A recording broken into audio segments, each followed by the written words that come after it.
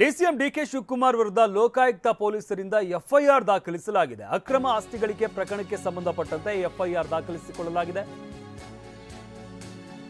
ಸಿಬಿಐನಲ್ಲಿ ಇದ್ದಂತಹ ಪ್ರಕರಣವನ್ನ ಲೋಕಾಯುಕ್ತದಿಂದ ಮರು ತನಿಖೆಯನ್ನ ನಡೆಸುವುದಕ್ಕೆ ಎಫ್ಐಆರ್ ದಾಖಲಾಗಿದೆ. ಮರು ತನಿಖೆ ನಡೆಸುವುದಕ್ಕೆ ಲೋಕಾಯುಕ್ತ ಪೊಲೀಸರಿಂದ ಎಫ್ಐಆರ್ ದಾಖಲಿಸಿಕೊಳ್ಳಲಾಗಿದೆ. ಪ್ರಕರಣಕ್ಕೆ ಸಂಬಂಧಿಸಿದಂತೆ ದಾಖಲೆಗಳನ್ನು ಒದಗಿಸುವಂತೆ ಸಿಬಿಐಗೆ ಪತ್ರವನ್ನ ಕೂಡ ಈಗಾಗಲೇ ಲೋಕಾಯುಕ್ತ ಅಧಿಕಾರಿಗಳು ಬರೆದಿದ್ದಾರೆ.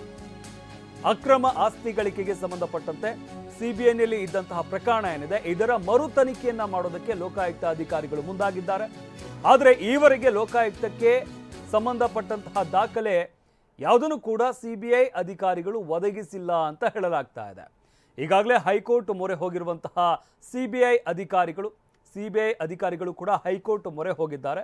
ಮತ್ತೊಂದು ಕಡೆ ಲೋಕಾಯುಕ್ತ ಅಧಿಕಾರಿಗಳು ಪ್ರಕರಣದ ಮರು ತನಿಖೆಯನ್ನ ಕೈಗೆತ್ತಿಕೊಂಡಿದ್ದಾರೆ.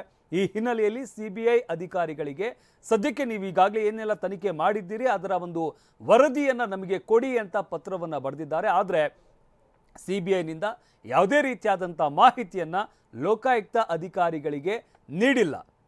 ಇನ್ನು ಈಗಾಗಲೇ ಸಿಬಿಐ ಕೂಡ ಹೈಕೋರ್ಟ್ ಮೊರೆ ಹೋಗಿದೆ ಇದರ ಮರು ತನಿಖೆಯನ್ನು ನಡೆಸುವಂತಹ ಸಲುವಾಗಿ. ಈ ಬಗ್ಗೆ ಮತ್ತಷ್ಟು ಮಾಹಿತಿ ನೀಡ್ತಾರೆ ನಮ್ಮ ಪ್ರತಿನಿಧಿ ಕಿರಣ್.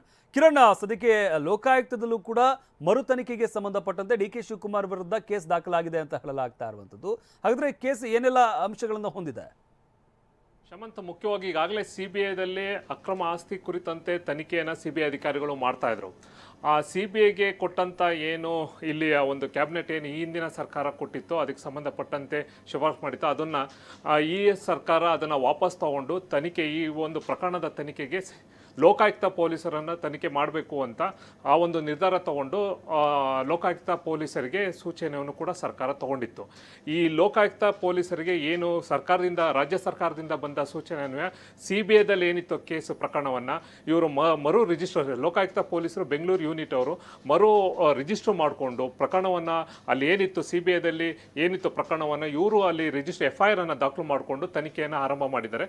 ಈ ಸಂಬಂಧಪಟ್ಟಂತೆ ಸಿಬಿಐ ಅಧಿಕಾರಿಗಳಿಗೆ ಲೋಕಾಯುಕ್ತ ಪೊಲೀಸರು ಏನೇನು ಡಾಕ್ಯುಮೆಂಟ್ಸ್ ಇದೆ ಈ ಸಂಬಂಧಪಟ್ಟ, ಯಾಕೆಂದರೆ ಅವರಾಗಲೇ ಭಾಳ ತನಿಖೆಯನ್ನು ಮಾಡಿ ಒಂದು 80% ಕಂಪ್ಲೀಟ್ ಕೂಡ ಮಾಡಿದರು.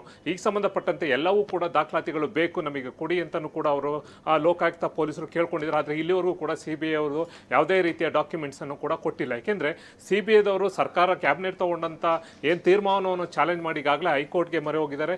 ಈ ಒಂದು ಪ್ರಕರಣ ಈ ತಿಂಗಳು 29ಕ್ಕೆ ಕೂಡ ಇದೆ. ಇನ್ನೊಂದು ಕಡೆ ಈ ಒಂದು ತನಿಖೆಯನ್ನು ಆರಂಭ ಮಾಡಿದರೆ ಬಹುಶಃ ಇವರು ಯಾವ ರೀತಿ ಹೋಗ್ತಾರೆ ಯಾಕೆಂತಂದರೆ ಈಗ ಪ್ರಕರಣ ರಿಜಿಸ್ಟರ್ ಮಾಡ್ಕೊಂಡಿದ್ದಾರೆ, ಇನ್ವೆಸ್ಟಿಗೇಷನ್ ಕೂಡ ಶುರು ಮಾಡಿದ್ದಾರೆ. ಇನ್ನು ಯಾವ ರೀತಿ ಅಂತ ಯಾಕೆಂದರೆ ಅವರು ಕೋರ್ಟಿನ ಜಡ್ಜ್ಮೆಂಟ್ ಅನ್ನೋವರೆಗೂ ಕೂಡ ವೆಯ್ಟ್ ಮಾಡ್ತಾರೋ ಅಥವಾ ಇವರು ಪ್ಯಾರಲಲ್ ಆಗಿ ತನಿಖೆ ಮಾಡ್ಬೋದಾ ಅನ್ನೋದನ್ನು ಕೂಡ ಈಗ ಅಲ್ಲಿ ಅವ್ರಿಗೆ ಇರುವಂಥ ಪ್ರಶ್ನೆ. ಯಾಕೆಂದರೆ 29ಕ್ಕೆ ಈ ಒಂದು ವಿಚಾರಣೆ ಬರುತ್ತೆ ಹೈಕೋರ್ಟ್ನಲ್ಲಿ. ಅಲ್ಲಿವರೆಗೂ ಕೂಡ ಅದು ಕಾದು ನೋಡಿ ನಂತರ ಏನಾರ ಅಂದರೆ ಸಿಬಿಐ ಹಾಕಿರುವಂಥ ಅರ್ಜಿ ಏನಾರ ವಜಾ ಆದರೆ ಈ ಲೋಕಾಯುಕ್ತ ಪೊಲೀಸರು ತನಿಖೆಯನ್ನು ಮುಂದುವರಿಸ್ಬೋದು. ಆವಾಗ ಬಹುಶಃ ದಾಖಲಾತಿಗಳು ಸಿಬಿಐದವರು ಇವ್ರಿಗೆ ಕೊಡ್ಬೋದು. ಆದರೆ ಈಗ ಇರುವಂಥ ಹೈಕೋರ್ಟ್ನಲ್ಲಿರುವಂಥ ಏನೊಂದು ಕೇಸ್ ಇದೆ ಅದ ನಂತರ ಲೋಕಾಯುಕ್ತ ಪೊಲೀಸರು ಆ ಒಂದು ಪ್ರಕರಣವನ್ನು ತನಿಖೆಯನ್ನು ಚುರುಕು ಮಾಡ್ತಾರೋ ಅಥವಾ ಅಲ್ಲಿವರೆಗೂ ಕೂಡ ವೆಯ್ಟ್ ಮಾಡ್ತಾರೋ ಅನ್ನೋದು ನೋಡಬೇಕಾಗಿದೆ. ಶಮಂತ್, ಧನ್ಯವಾದ ಕಿರಣ್ ನಿಮ್ಮೆಲ್ಲ ಮಾಹಿತಿಗಾಗಿ.